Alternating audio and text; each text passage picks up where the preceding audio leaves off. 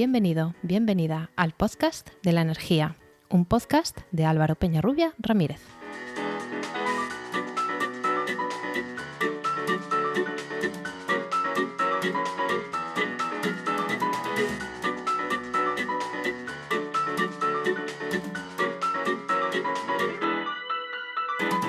Hola, hola. Recibe la bienvenida al capítulo 22 de El Podcast de la Energía, un podcast de Podcastidae, la red de podcasts de ciencia, medio ambiente y naturaleza. El agua es un recurso básico para los seres vivos y para los seres humanos en concreto, pero para consumirla en los modos en los que lo hacemos, con la calidad, la cantidad y la salubridad en la que lo hacemos, así como para devolverla al medio, se necesitan grandes cantidades de otro recurso del que hablamos aquí normalmente en este podcast, la energía. Para hablarnos sobre el ciclo del agua y sobre dónde hay consumos y también producción de energía, hoy tenemos a un invitado que hace aguas. Bienvenido, Luis Martín Martínez. Hola, ¿qué tal? Bien hallado. Gracias por invitarme al podcast. Soy un asiduo oyente, que lo sepa. Muchas gracias. Y decir que Luis es ingeniero especializado en hidrología y trabaja como consultor en ingeniería para el uso sostenible del agua en edificación y urbanismo. También hace trabajo de comunicación digital relacionada con el sector del agua y divulga sobre ciencia, tecnología e ingeniería en YouTube con Waterhacker. También tiene algunos otros proyectos más en gestación de los que no sé si nos podrá hablar hoy y, por supuesto, es compañero de la red Podcastidae con su podcast Haciendo Aguas y del que yo soy también ha sido oyente. Me alegro. Que por eso había pensado en vosotros y en ti para este podcast. Así que nada, antes de empezar, explícanos un poco qué es el ciclo integral del agua y qué fases tiene así de forma muy somera, porque luego vamos a ir entrando. Vale, todos Bueno, estamos... espera, perdona. Que sí. no te he pedido que nos cuentes algo un poco más de ti. Cuéntanos un poco más de tu trayectoria, de cómo has llegado hasta aquí, también de tu empresa. Bueno, sí, yo vengo de la ingeniería civil y de la gestión integral de cuenca, ¿vale? Pues cómo se gestionan los recursos hídricos a nivel de cuenca hidrográfica, a grandes escalas. Y en su momento me dio por pensar si todos estos estudios, todos estos modelos matemáticos que se hacen para intentar gestionar el agua de todo se hacen a grandes escalas, ¿por qué no lo hacemos a pequeña escala y lo adaptamos a tu barrio, a tu edificio, a tu vivienda? ¿Por qué no hacemos eso? Y de ahí surgió hidrología sostenible. La idea es utilizar un concepto parecido a la eficiencia energética que todos hemos escuchado sobre en edificaciones, pues hacerlo con agua. Y a partir de ahí y de que era una actividad novedosa que no se conocía mucho, pues empecé a divulgar un poco con la idea de darme a conocer y dar a conocer la actividad. Y ahí surgió la otra parte, la parte de divulgación. Empecé con el tema de blogs, empecé a escribir. De hecho, trabajé y trabajo para empresas del ciclo del agua que quieran hacer divulgación, escribir artículos y demás sobre temas de agua. Y como siempre he sido muy aficionado también a la divulgación científica, pues ya me metí en temas de YouTube, en temas de podcast, todo al final pues un poco relacionado con el agua, con la excusa del agua, como por ejemplo el podcast Haciendo Agua, en el que, bueno, pues el tema del programa es que siempre tiene que estar relacionado lo que sea con el agua, pero como excusa. Y muchas veces, pues al final terminamos hablando de muchas cosas que no son agua. Y aquí estoy. Bueno, pues hoy sí que vamos a hablar de agua. Bueno, te decía antes que nos cuentes un poco así una pincelada de qué es el ciclo integral del agua, sin entrar demasiado porque luego vamos a ir desgranándolo. Vale, bueno, todos hemos oído el ciclo del agua como el ciclo natural del agua, en el que el agua del mar se evapora y luego llueve y demás, pero hay otro ciclo que es el ciclo que se le llama urbano del agua, en el que nosotros cogemos el agua pues de la naturaleza, la llevamos a nuestros puntos de consumo, a nuestras ciudades, normalmente si se le llama el ciclo urbano del agua es porque la vamos a utilizar o para la industria o para consumir en nuestra vivienda, aunque también se utiliza para regar, la consumimos y luego la tenemos que llevar de vuelta a la naturaleza, idealmente depurándola. Entonces, básicamente se suele hablar de 4 etapas, grandes etapas, que son la de la captación, en la que nosotros cogemos el agua de la naturaleza, que ya veremos de dónde podemos coger el agua. la potabilización para que ese agua sea apta para el consumo humano y para utilizarla. Luego tenemos se suele juntar potabilización y distribución como abastecimiento, en la que, la depuramos y la llevamos hasta los puntos de consumo. Y luego tenemos el alcantarillado y la depuración, que se pueden juntar o se pueden pensar por separado, en la que llevamos las aguas residuales, las depuramos en una estación depuradora de aguas residuales y luego las vertemos al medio, ¿vale? Es decir, cogemos el agua de la naturaleza, le hacemos muchas cosas en medio y luego se la devolvemos. Idealmente debería tener una calidad parecida cuando se la devolvemos a la que la cogemos, para evitar que haya daño en el medio ambiente, pero aún así, simplemente por el hecho de cogerla en un sitio y verterla en otro, ya estamos alterando el ciclo natural del agua. Entonces hay que intentar ser lo menos invasivos posible. Bien, pues ahora que tenemos esta pincelada, este contexto, vamos a empezar por la primera fase, la captación. Bueno, pues captación. En España principalmente se utilizan dos fuentes de agua, que son el agua superficiales, que pueden ser principalmente una presa, pero también puede ser un río. En zonas en las que hay ríos grandes, pues se puede utilizar el río, pero hombre, idealmente se controla mejor si el agua viene de una presa. Y en España, pues somos pioneros y además somos uno de los países que más presas tienen, porque nuestro clima es así y necesitamos construir presas. Y eso más o menos un 50% de nuestros recursos hídricos los cogemos de presas. Y luego el otro 50% normalmente es de agua subterránea. En una zona habrá más y en otra zona habrá menos. Esto, cuando hablamos de números grandes, siempre hablamos de medias, porque va a depender mucho de la zona. Cada zona es distinta y, por ejemplo, en España, pues no es lo mismo Almería que Vigo. Pues son completamente distintas las climatologías, por lo tanto, tendrán características muy distintas. Y luego hay una de la que cogemos muy poco, por razones que vamos a hablar posteriormente, que es el agua del mar. ¿Vale? Eso ya vamos a hablar un poco más adelante. Presa y río. Pues básicamente tiene una gran presa y ahí no tiene en principio ningún gasto energético. El gasto energético que puedes tener ahí antes de mandarla a donde la quieres consumir es, si acaso, a lo mejor conexiones entre embalses, a lo mejor hay embalses que sirven de captación, pero la conexión a la ciudad o a red de riego se hace desde uno y cuando hace falta pues se bombea agua de un embalse al otro y de ahí se bombea a los puntos de consumo. Pero realmente el mantener el agua en un embalse no tiene ningún consumo de agua, ¿vale? Yo no sé si porque esto es interesante, hablando de las presas, de los embalses y en este caso de la producción del agua. No sé si ha hablado en algún programa, posiblemente sí, de las plantas fotovoltaicas flotantes. No sé si habéis hablado. Lo tenía pendiente, pero dale. Pues ahora mismo se acaba de aprobar una legislación con el tema de, sobre todo en el contexto de la guerra y demás, de intentar que nuestra dependencia energética sea aún menor, darle un empujón al tema de la de la renovable, en concreto de la fotovoltaica, y entonces se va a promover y se va a permitir que se pongan plantas fotovoltaicas flotantes en los embalses, con unas características y demás. Ahora mismo se van a hacer como una especie de prueba en 105 embalses de toda España y se cubren desde el 5 al 20% de la superficie, dependiendo de la calidad del agua. Cuanto más calidad del agua, menos te permiten cubrir. Y se va a hacer la prueba porque lo bueno que tiene es que como cubren el agua, disminuyen la evaporación. También la temperatura es menor, que las placas fotovoltaicas con menor temperatura funcionan mejor, y es una zona que está libre, ¿vale? Que no tiene sombreo, no tiene nada. Entonces se van a hacer este tipo de pruebas, porque en principio puede ser que haya algunos problemas que no se hayan detectado. Entonces, dentro de poco iremos viendo este tipo de instalaciones en los embalses. Y bueno, pues mira, podríamos utilizar esa energía también para las operaciones del embalse.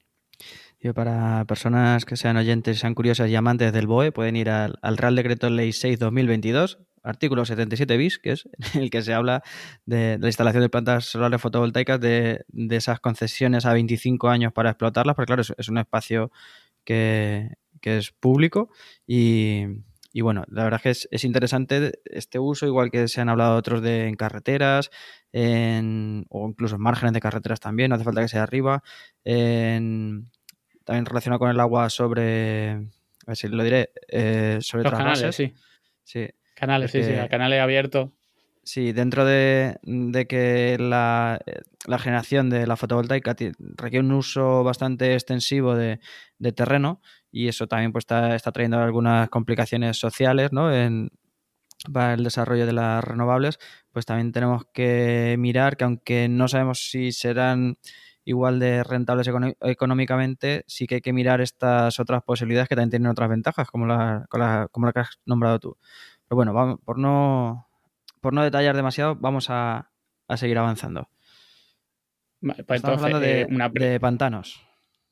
exactamente, los embalses. ¿Qué consumo eléctrico tiene un embalse? Pues realmente muy poco. El consumo vendrá cuando ese agua haya que trasladarla a los puntos de consumo, a una ciudad o a una industria. Ese bombeo sí podrá tener un consumo energético. Ahora dependerá mucho de dónde esté el embalse, de la distancia y de la diferencia de altura. Si puedes utilizar gran parte de ese recorrido por gravedad, pues te va a ahorrar mucha energía.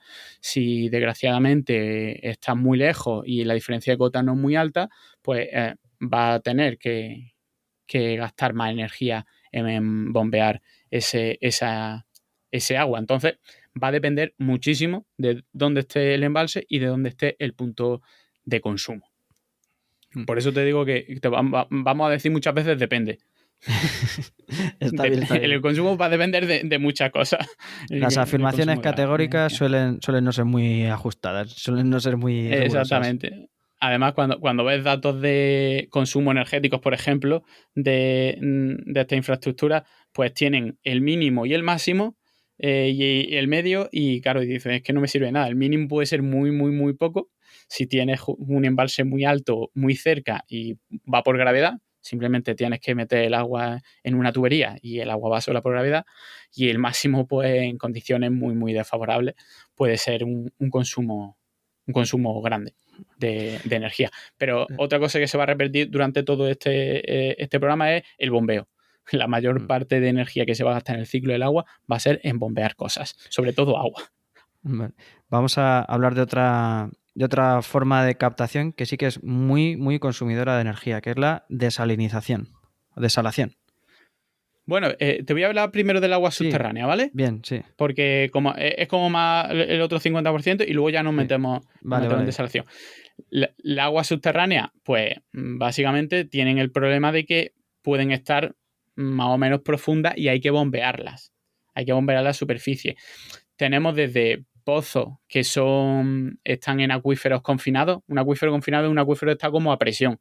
Entonces tú haces un agujero y es como cuando vemos en las películas que hacen un agujero y sale el petróleo a presión, pues incluso sale el agua a presión. Ahí pues no tendríamos ningún consumo. Ahí es como el enchufa la tubería y como si cogiera el agua de una presa. Pero hay otros que no, que tienes que meter una bomba sumergible y bombear el agua. El problema de eso, bueno, pues dependerá del acuífero, dependerá de la altura en la que esté el agua, pues a lo mejor el agua la tiene a 4 metros o el agua la tiene a 10 o a 20 o a 30 hasta que llegue un momento en que no será ni siquiera rentable. Es decir, agua nosotros tendríamos agua subterránea muchísimo más de lo que podemos tener, pero claro, si tú tienes agua a 500 metros de profundidad, pues bombear eso no es factible. Entonces, dependiendo, se intenta utilizar acuíferos que tengan mucha cantidad y que sean lo más superficiales posible. Muchas veces existen los pozos, pero se utilizan solo de reserva. En caso de sequía, en caso de que los embalses y los ríos bajen mucho, principalmente los embalses, que es donde almacenamos la mayoría de agua, si bajan mucho, entonces ya utilizamos este tipo de agua. Y ahí sí, ahí depende mucho y ahí uno de los problemas, entre comillas, que tenemos es que si tú haces un pozo para conseguir agua subterránea, claro, el pozo no puede ser de 4 metros de ancho. El pozo, pues, cuanto más estrecho sea, más económicamente rentable hacerlo. Por lo tanto, necesita una bomba que sea una bomba, son bombas sumergibles alargadas. Por lo tanto, eso ya no puedes hacer la bomba de la forma que tú quieras, que sea lo más optimizada posible, pues ya tienes muchos condicionantes ahí para hacer una bomba lo más eficiente posible.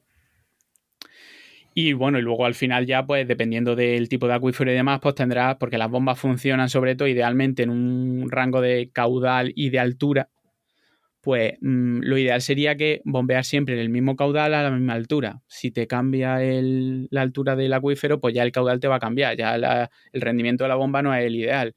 Y luego, dependiendo de la capacidad de recarga del acuífero, pues puedes tener más caudal o menos, o va a tirones. Hay un caudal, a lo mejor bombea un cierto caudal, tienes que parar porque el acuífero baja mucho, tienes que esperar a que se recargue y luego bombea. Entonces, no es la situación ideal para una bomba, no es esa, ni por tamaño, ni por regímenes de caudales, ni altura. Al final varía mucho.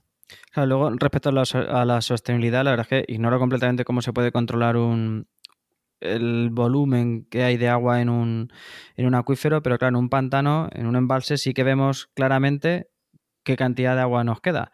Pero en un acuífero eso no es tan fácil, por lo menos no es tan evidente. O sea, yo que estoy en Albacete y es una tierra en la que nos quejamos de los trasvases hacia Murcia, tampoco nos despeinamos a la hora de hacer pozos ilegales y esquilmar acuíferos.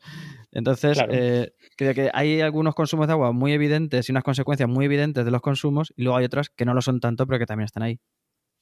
Sí, exactamente. Luego al final siempre empiezan a tirar de agua hasta que el acuífero baja demasiado o la calidad baja mucho, porque a veces no es simplemente que no haya agua, sino que la calidad de ese agua desciende demasiado. Entonces al final vienen los problemas y las quejas. Y lo que pasa es que no se controle muchas veces, es que no hay normas, no hay herramientas legales suficientemente rápidas para poder cortar eso, porque tú hablas con el Seprona, hablas con la gente que se dedica a controlar eso, y muchas veces saben dónde están incluso los pozos que son ilegales y dice, mira, yo puedo dar parte, podemos dar parte tal y cual, pero de aquí hasta que se resuelva es muy complicado que le quiten este tipo de pozos o se eviten que hagan este tipo de pozos, y al final lo que hace es baja todo el acuífero, y al final lo repercute en los que lo hacen legalmente y en los que lo hacen ilegalmente. Y el ciclo del agua también. Cuando quieres conseguir agua, pues tiene agua de menor calidad, a más profundidad, y son problemas grandes. Lo que pasa es que aquí es un poco como todo. Hasta que no haya cortes de agua, pues no se van a poner las pilas. Vale, pues continuamos. Vale, y luego métodos de captación. tenemos el agua de mar, ¿vale? El agua de mar, con la de la desalinización de agua, que hay ciertos países que no tienen ningún sentido utilizar desalinización, porque son países que tienen muchos recursos hídricos, pero por ejemplo en España sí necesitamos esa desalación. Normalmente se hace mucho en zonas en las que no hay recursos hídricos apenas, por ejemplo en la isla, tanto en Canarias como en Baleares, pero también mucho en la costa. Se intenta siempre hacer, o se hace, para abastecimiento de la población, ¿vale? No para otro uso, simplemente porque es un agua que es muy cara, ¿vale? Por su consumo, su consumo energético. Vale, ¿cómo funciona una desaladora? Una desaladora coge el agua del mar y la somete principalmente a los sistemas que se suelen utilizar, que son los que están más probados y más desarrollados, y en los que España es pionera en el mundo, porque la empresa española hace desaladoras en todo el mundo. Se utiliza lo que se llama la ósmosis inversa, ¿vale? La ósmosis natural, ¿vale? Cuando hay dos disoluciones, una más concentrada, como puede ser el agua de mar, y otra menos concentrada, como es agua dulce, el agua tiende a ir del agua dulce al agua de mar por ósmosis, cuando lo separan una membrana que se llama una membrana semipermeable. Es por eso que si tú coges, por ejemplo, una verdura, una zanahoria, y la metes en agua salada, pues lo que hace el agua de dentro de la zanahoria tiende a salir de la zanahoria y se queda la zanahoria así, como chuchurría. ¿Vale? Pues eso es la ósmosis normal. Si yo quiero hacer lo contrario, es decir, coger agua con sal y que ese agua vaya de la más concentrada en sal a la menos concentrada, que sería agua dulce, que es la que yo quiero consumir, necesitamos aplicar mucha energía, ¿vale? Entonces se utiliza la ósmosis inversa, que yo cojo agua, le someto a mucha presión, la hago pasar por unas membranas que se llaman de ósmosis inversa y consigo que el agua vaya de lo más concentrado a la menos concentrada. ¿Cuánta presión es eso? Pues una presión es una barbaridad. Se suelen utilizar como 70 bares de presión. 70 bares de presión, podemos decir que un bar es casi más o menos una atmósfera, para simplificar, porque es casi una atmósfera. Y eso en metros de columna de agua, es decir, si nosotros cogiésemos esa tubería, el agua podría llegar prácticamente hasta 700 metros de altura. Más o menos un poquito más menos de la altura del edificio más alto del mundo, que es el Burj Khalifa. ¿Vale? La verdad es que cuando he trabajado con cosas de presiones siempre me ha molestado mucho que se utilicen diferentes unidades de medida, ¿no? Los pascales, atmósferas, metros de columna de agua, pero desde luego lo de metros de columna de agua es muy gráfico. La verdad es que para atrás, o sea, se utiliza mucho en bombas y demás, ¿no? Pero así para divulgación creo que es el más explícito, ¿no? Sí. 700 metros conseguiría esa presión de la desaladora, conseguiría elevar el agua a 700 metros. Sí, una auténtica barbaridad.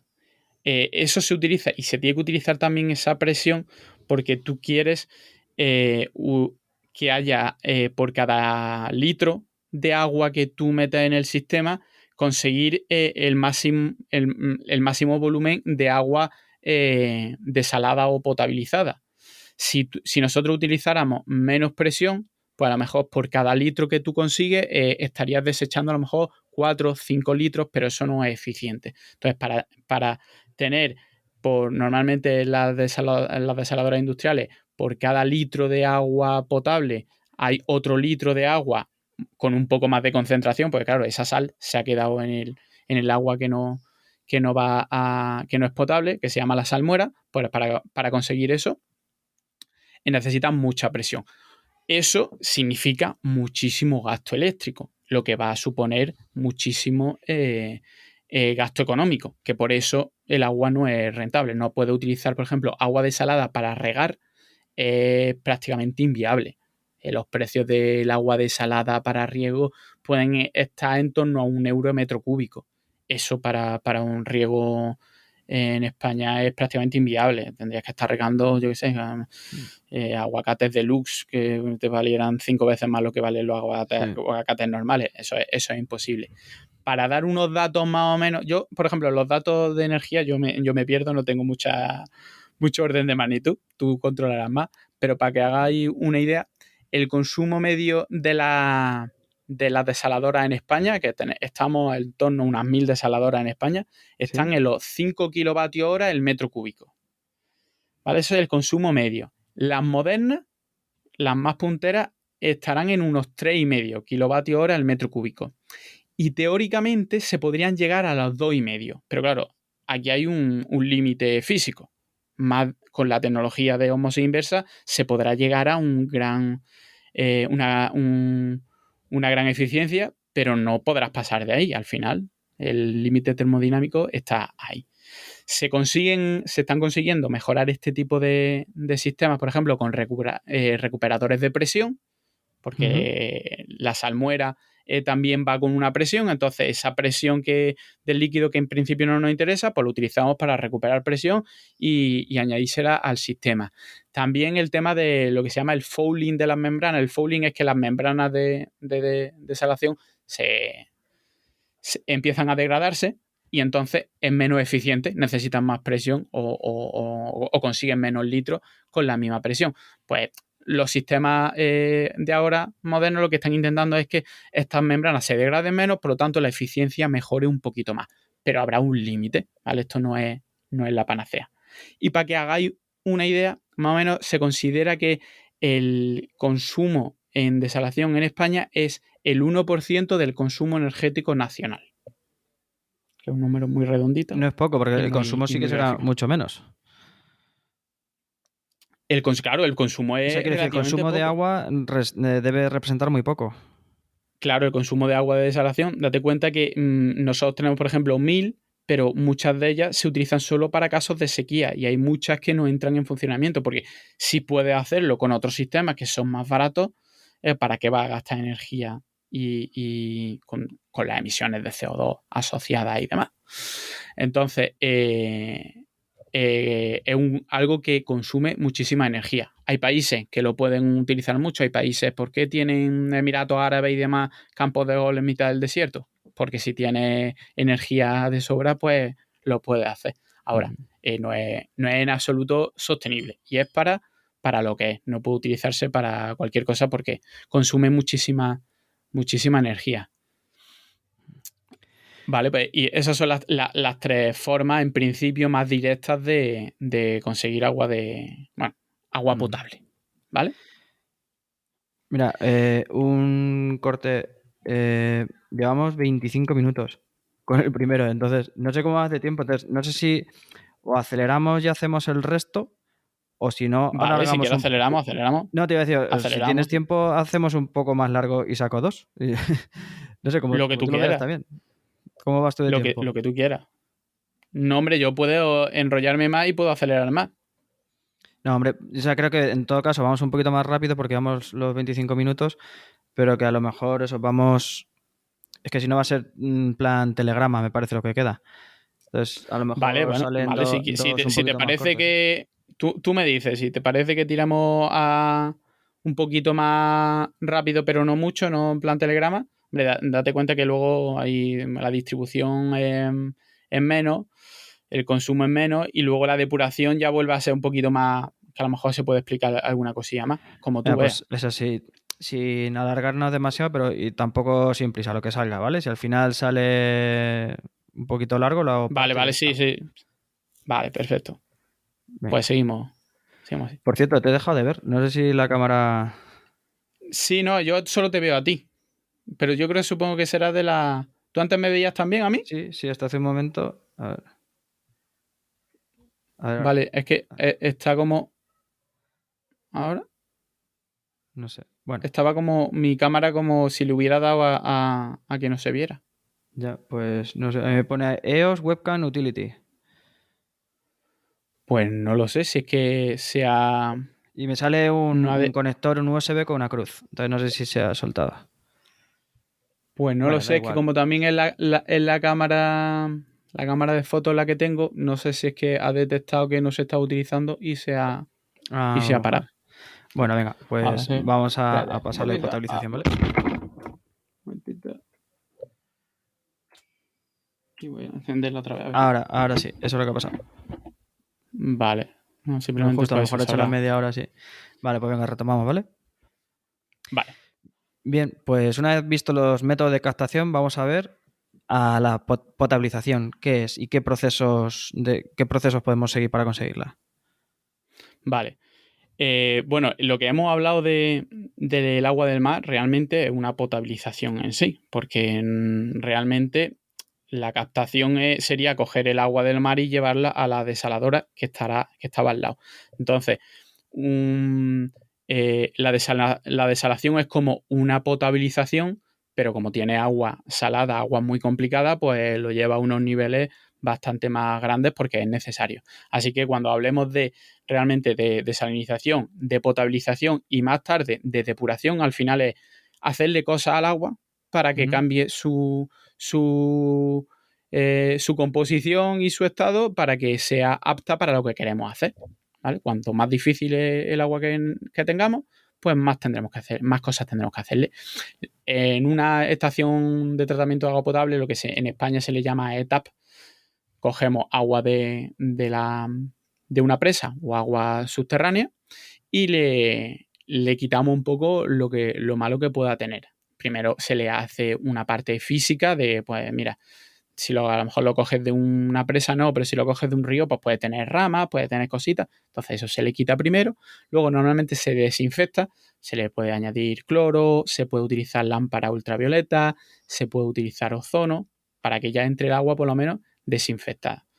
Luego lo siguiente que se suele hacer es como, por ejemplo, si ves el agua un embalse o el agua de un río, pues suele estar un poco turbia, ¿vale? Entonces lo que se le hace es una floculación. Se le echan unos determinados productos químicos, se forman flóculos grandes y esos flóculos van al suelo y se retiran. Entonces ya hay una clarificación.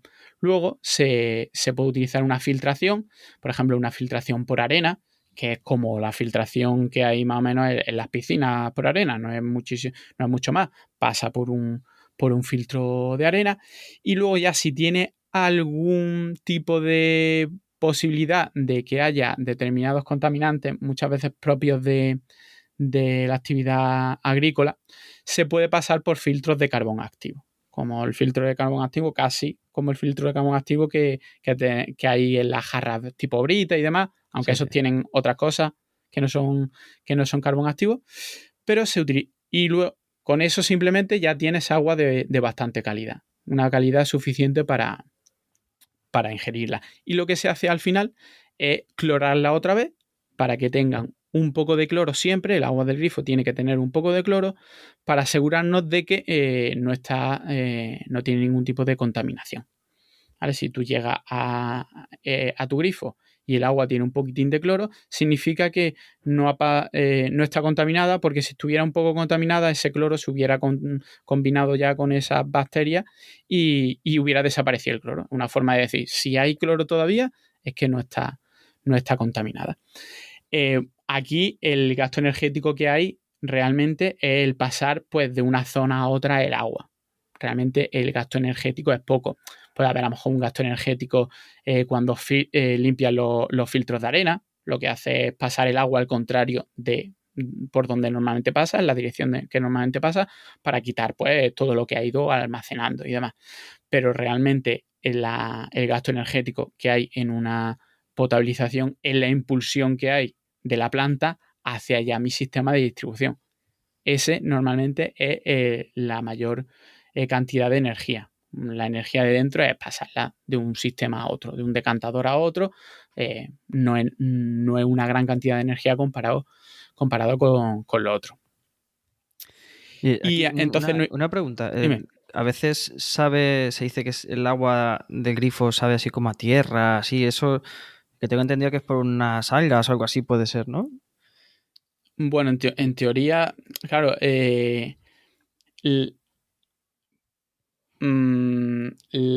sabor del agua depende de varios factores, ¿vale? El más normal, el que más estamos acostumbrados, que dice, no, es que sabe como a cloro, sabe como a... Eso, bueno, realmente no es cloro lo que sabe, es una combinación del cloro con las sales que hay. Y luego, dependiendo de ciertos parámetros que pueda haber, puede tener un ligero sabor a una cosa u otra, pero tiene que ser muy ligero. Es decir, si alguien está oyendo esto y dice, no, es que sabe mucho, es que huele mucho.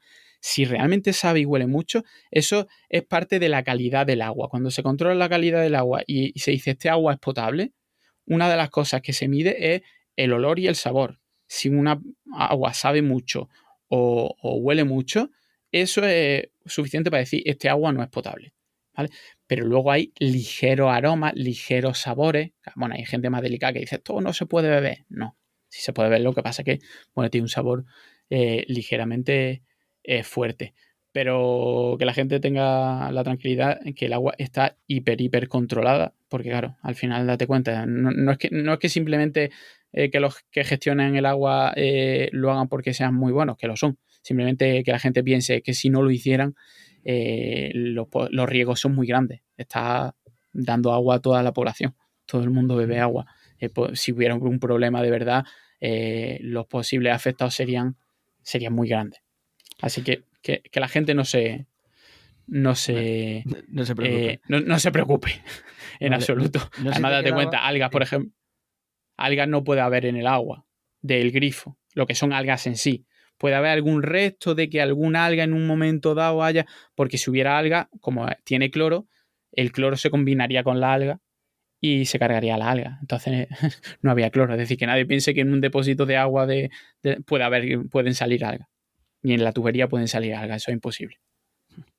Vale, no sé si te quedaba algo por añadir de la potabilización o pasamos a distribución. Vamos a pasar directamente a distribución. La potabilización realmente es algo que ya está bastante dominado y se puede hacer lo que se quiera con el agua y las tecnologías no, en este punto no avanzan mucho porque ya está bastante controlado. No hace falta avanzar mucho. En otras ramas del ciclo integral de agua sí es donde se está poniendo el punto para desarrollar más. Luego tenemos la distribución. Básicamente, tenemos que coger el agua de la estación potabilizadora y llevártela hasta tu casa. Vale. Pues imagínate, puedes tener 2 ciudades completamente distintas. Una ciudad en la que la potabilizadora esté en una parte baja de la ciudad. Que la ciudad sea muy extensa, que la ciudad sea muy plana. Pues imagínate, tienes que llevar agua mucha distancia y encima no tienes muchas diferencias de cota a tu favor, a lo mejor las tienes en contra, incluso tienes que construir depósitos en altura, los típicos depósitos que vemos muchas veces, Sí. depósitos torre y demás. Aquí en Albacete Pues tenemos uno famoso que bueno, hay diferentes versiones que nunca llegó a funcionar, que sí que reventó las tuberías. Ahora es un centro de interpretación del agua desde hace un año o así, desde hace unos meses. Luego te invito a verlo. La verdad que es de los típicos, como dices, tipo torre, no sé si has dicho, es muy, muy grande. Sí, muchas veces en otro idioma incluso se le llama torres de agua directamente. Y claro, se han hecho de muchos estilos. La verdad que hay algunos que son una joya arquitectónica y se han utilizado incluso algunos muy famosos porque tienen una forma de paraboloide, hiperbólico y demás, cosas súper. Pero claro, sí, lo ideal no es hacerlo así. Lo ideal es tener un depósito cuadrado feo encima de una loma y punto. Y no tenés que construir una estructura en mitad de una ciudad y demás.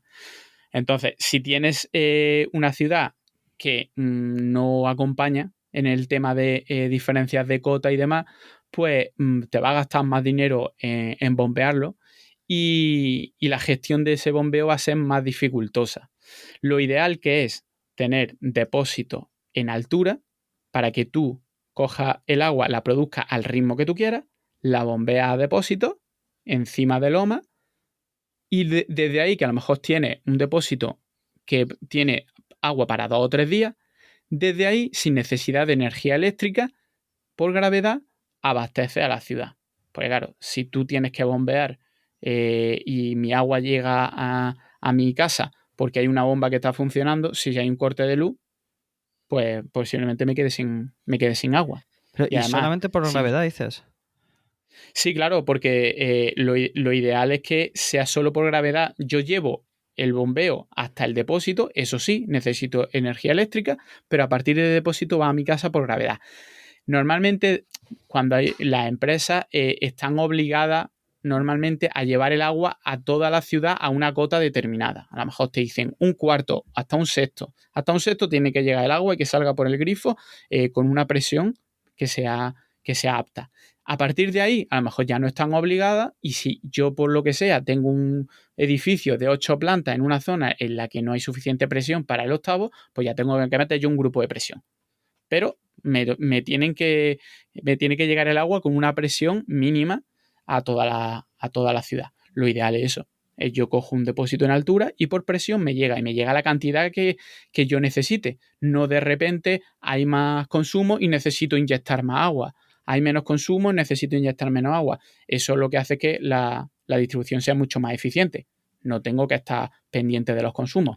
Yo sigo aportando agua de mi etapa por el día, por la noche, a un caudal regular. Entonces todo es mucho más eficiente. Una bomba es mucho más eficiente si solo trabaja en su régimen ideal. Claro, luego, si yo tengo los depósitos muy altos, pues voy a gastar más energía, pero bueno, a lo mejor tengo que tener los depósitos también muy altos porque hay una zona de la ciudad en la que está más alta. A lo mejor hay otra parte de la ciudad en la que está más baja y no necesitaría bombear tan alto. Bueno, pues si la ciudad fuese homogénea todo sería ideal. A lo mejor, ¿qué es lo que pasa? Que a mi parte alta de la ciudad me llega el agua con la justa presión, pero a la parte baja de mi ciudad llega el agua con muchísima presión. ¿Por qué? Porque al final el depósito está donde está. Entonces, ¿qué tengo que hacer? Pues hay que poner sistemas que disminuyan la presión de la tubería, porque si la presión de la tubería encima es más grande, hay más pérdida, hay más riesgo de reventar. Y aquí es donde vienen algunas de las innovaciones que se están dando, que es, como hay zonas en las que tengo mucha presión y necesito reducir esa presión, ¿por qué no instalo mini turbinas que me reduzcan esa presión y transformarla otra vez en electricidad?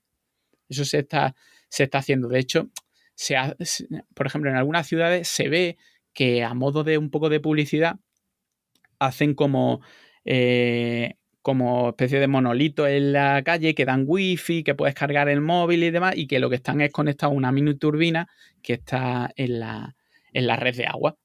Eso lo hacen un poco pues, para darse un poco de publicidad las empresas de distribución y demás, y decir que son muy, Claro, muy estaba pensándolo. tecnológicas y demás. Si tuvieses que hacer una ciudad de cero y que tienes una parte muy alejada o muy cercana o una muy más elevada que otra, ¿no? Pues pensándola de cero podrías hacer 2 redes separadas que vayan a diferentes presiones o una cosa así, pero claro, estamos conviviendo con redes que tienen algunos siglos, ¿no? Y que son únicas, y la verdad es que es una idea muy interesante, porque hasta ahora imagino que se haría simplemente metiendo rozamiento o algo así, ¿no? Haciendo una pérdida de carga en las tuberías y metiéndoles a esas turbinas, se produce esa pérdida de carga, pero de forma útil. Nos mueve para un motor, o sea, un generador, y tenemos ahí una fuente de energía. Exactamente. Al final es lo que tú puedas hacer, porque si tú tuvieses, por ejemplo, pues diferentes lomas, diferentes alturas en diferentes partes de la ciudad, pues puedes sectorizar como tú quieras. De hecho, hay muchos estudios que se están haciendo, es cómo gestiono mi red de la manera más energéticamente posible, abriendo, cerrando aquí, poniendo otro depósito intermedio para que gestione o abastezca el agua a esta parte de la ciudad que está más alta o que está más baja, pero bueno, al final es lo que puedes hacer en función del espacio que tengas, de la inversión que puedas hacer, porque a lo mejor hay zonas en las que es muy barato hacer depósitos y otras zonas en las que no puedo hacer un depósito en mitad de la ciudad en una zona que es muy cara. Pues al final, cuanto más estudies la red, más podrás ser eficiente y menos dinero te va a gastar en bombear el agua. Al final Entonces, eso. Y luego tenemos... Sí, dime. No, digo que sí, que se puede hacer eso que estaba diciendo yo, ¿no? De que se puede sectorizar y tener diferentes presiones en redes distintas en una misma ciudad. Exactamente, y claro, y se hace. Y hay tesis doctorales que se estudian para utilizar los sistemas más avanzados para analizar las redes de distribución y conseguir aumentar la eficiencia muchísimo, muchísimo más. Ahora, ya está en la balanza lo que en teoría debería de hacer y lo que puedo hacer, por cómo es la ciudad, por la inversión que requeriría, por muchas otras cosas. Una de los temas más importantes para mejorar la eficiencia es reducir las pérdidas. Si tú tienes tuberías viejas que tienen muchas pérdidas, pues estás bombeando agua que luego se va a perder. Eso es muy ineficiente. Pero claro, ¿qué es lo ideal? Renovar las tuberías cada 25 años. ¿Cuánto se hace eso? Pues no se hace, porque no hay inversión. Tendría que haber más inversión. Por lo tanto, ahí ya estamos jugando en qué es lo eficiente y cuánto puede invertir en esa eficiencia. Ahí ya, contra el don dinero, manda. Hablábamos de pérdidas de energía y ahora hablamos de pérdidas ya directamente de agua, que también implican pérdidas de energía, ¿no? Pero claro, es que hay que pensar siempre que dentro del agua hay energía. Todo lo que estamos hablando es toda la energía que le hemos tenido que meter al agua para llevarla a donde está con la calidad que tiene. Todo lo que pierdas eso, y cuanto más cerca del punto de consumo, más cosas tiene el agua. Entonces, sí, más se pierde. Iba a decir que aquí voy a hacer un paréntesis para contar una experiencia personal, que mi padre siempre me había inculcado el ahorro de agua, y decir, incluso en puntos en los que supuestamente sobra el agua, muy entre comillas, ¿no?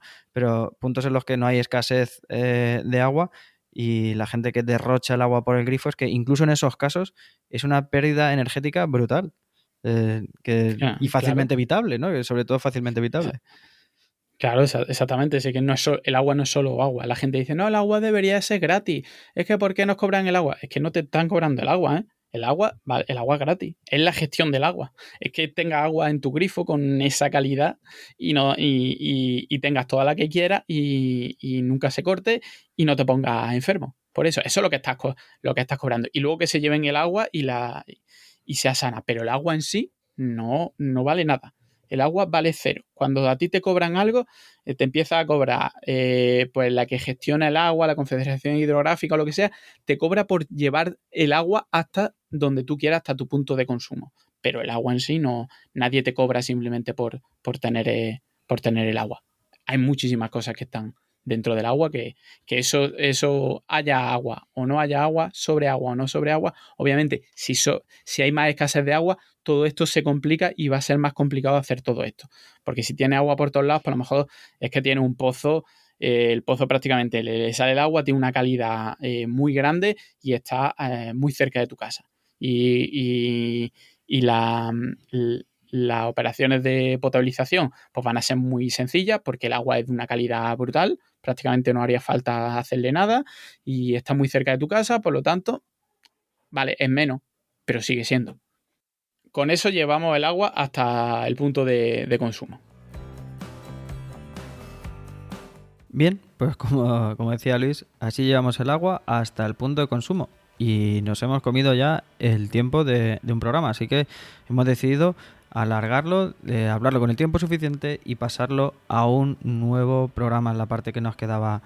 Hemos visto la captación de agua, distintos métodos, la potabilización, la distribución, hemos llegado a los edificios, vamos a ver cómo llega a nuestras viviendas, también otras formas en las que interviene el agua respecto a la energía, por ejemplo, en la calefacción. Y nos queda una parte muy importante que es el saneamiento de las aguas residuales, así como la depuración. Y, ojo, la reutilización, el uso de aguas residuales. Os recomiendo que escuchéis esto porque de luego es muy curioso, no sé si lo habéis visto alguna vez y es bastante interesante el uso también para beber de aguas reutilizadas.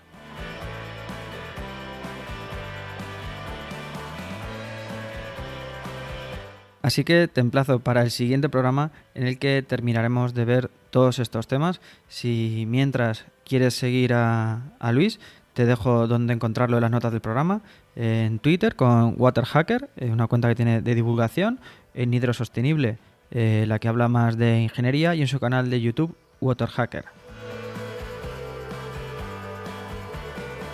También te dejo en las notas del programa enlaces a su podcast de esta red de Podcastidae, Haciendo Aguas, y enlaces a programas concretos que hemos citado aquí. Hasta aquí este episodio 22, que es la primera parte del episodio doble en el que hablaremos de agua, del podcast de la energía. Si te ha gustado, te sugiero que te suscribas. Si crees que a más personas les puede resultar interesante, me gustaría mucho que lo compartieras. Y si lo que quieres es hacer una sugerencia, comentario, valoración o corrección, lo puedes hacer encontrándome en mi perfil de LinkedIn, Álvaro Peñarruiz Ramírez, o en la página y redes sociales de Podcastidae, y en Twitter con el hashtag El Podcast de la Energía. Nada más, un placer tenerte al otro lado y hoy, más que otros días, te espero para el siguiente programa, que nos hemos quedado en medias. Sé eficiente. Hasta pronto.